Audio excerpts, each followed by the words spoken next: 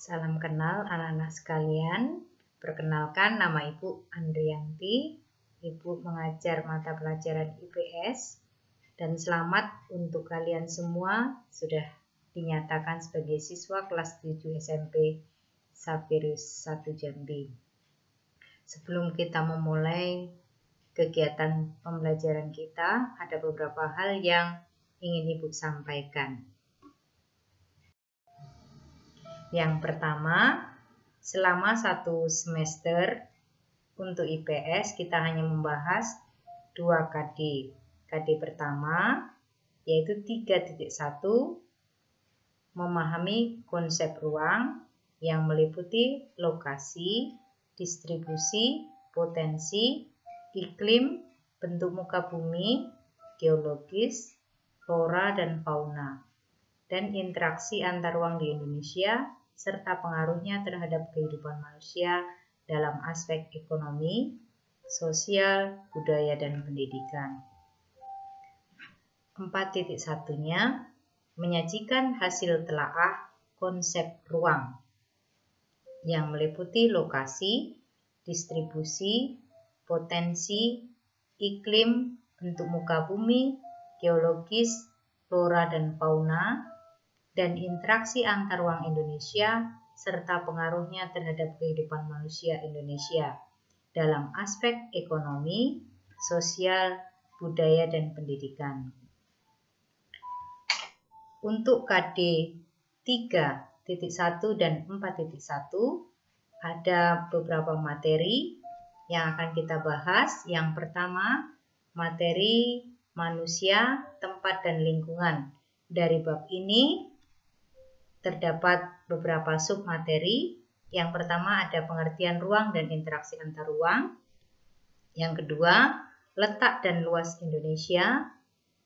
Yang ketiga, potensi sumber daya alam dan kemaritiman Indonesia. Yang keempat, dinamika kependudukan Indonesia.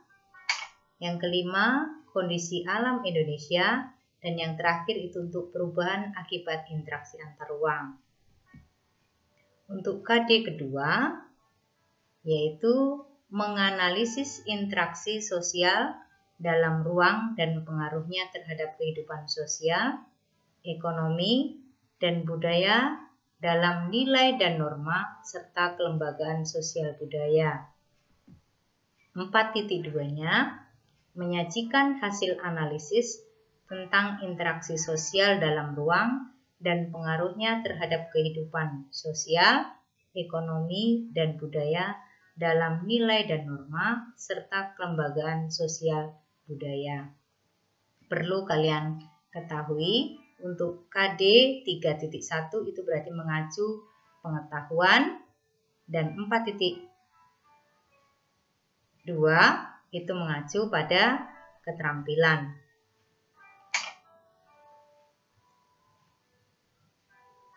Untuk KD 3.2 dan 4.2 ada beberapa materi yang akan kita bahas juga, yaitu interaksi sosial dan lembaga sosial, yang di dalamnya mencakup submateri interaksi sosial, pengaruh interaksi sosial terhadap pembentukan lembaga sosial, dan yang terakhir itu lembaga sosial.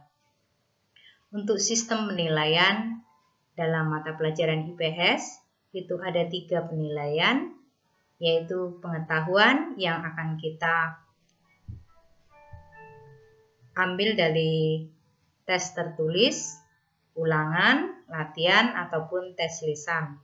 Untuk nilai keterampilan, nanti Ibu akan ambil nilai dari unjuk kerja, atau praktek, atau presentasi.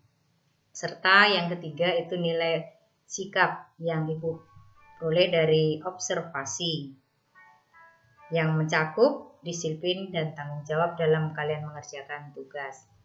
Sementara untuk KKM yang harus kalian capai untuk setiap KD itu 75.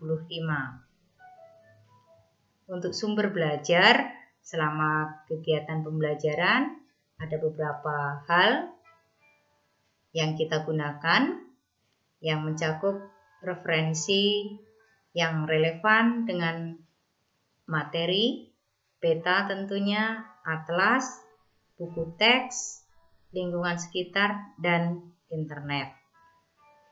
Untuk tata tertib dalam mengikuti kegiatan KBM, khususnya mata pelajaran IPS, yang pertama, kalian harus mengikuti kegiatan KBM dengan disiplin dan tanggung jawab, terutama dalam pengumpulan tugas. Yang kedua, mengerjakan tugas atau ulangan dengan sungguh-sungguh, tepat waktu dan jujur. Santun terhadap guru dan teman. Mengikuti kegiatan pembelajaran dengan semangat.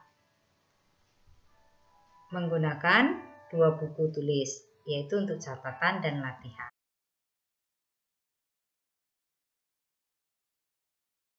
Untuk materi hari ini cukup, dan sebagai bukti kalian sudah mengikuti kegiatan pembelajaran hari ini, ada 2 tugas yang Ibu berikan. Yang pertama, silahkan kalian komen dengan menuliskan nama, kelas, komentar, atau pertanyaan jika ada. Dan yang kedua, mencatat hal-hal yang sudah Ibu sampaikan pada pertemuan hari ini. Tetap semangat meskipun kita belajar secara online. Semoga kita sehat selalu. Tuhan memberkati.